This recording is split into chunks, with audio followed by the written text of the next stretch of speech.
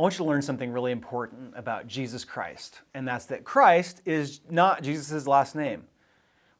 People really didn't have last names back then. If Jesus were to have a last name, it would probably be something like of Nazareth or son of Joseph the carpenter.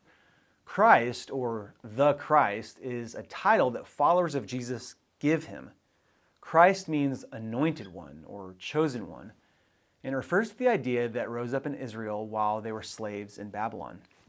The Israelites believed that because they were so unfaithful to God, that God had left them. Their only hope was in an anointed one, or a chosen one, that was going to come rescue them from this slavery. When this person came, God would become king once again, but not just for Israel. God would become king, and every kingdom on earth would bow down to Israel's God. When someone says the term Jesus Christ, it means they believe he is that person, that anointed one, who is going to come and begin the reign of God as king over the whole world. So when Jesus teaches his followers to pray, he says they should pray for God's kingdom to reign on earth as it is in heaven. Sometimes we get so preoccupied with the afterlife that we forget Jesus doesn't talk about it all that much.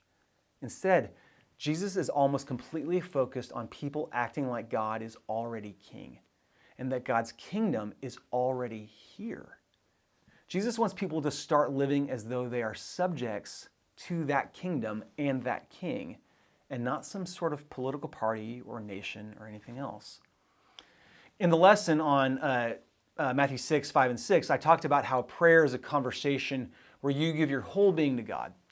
And when Jesus teaches his followers to pray, he says you should pray as though the only kingdom you care about is God's kingdom.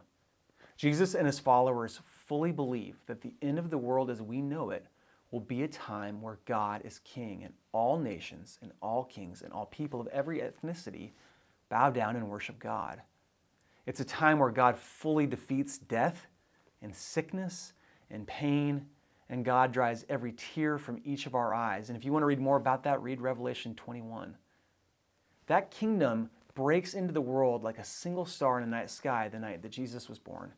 Until the end, it grows brighter and brighter, but it seems like people who have divided allegiances have a hard time seeing it.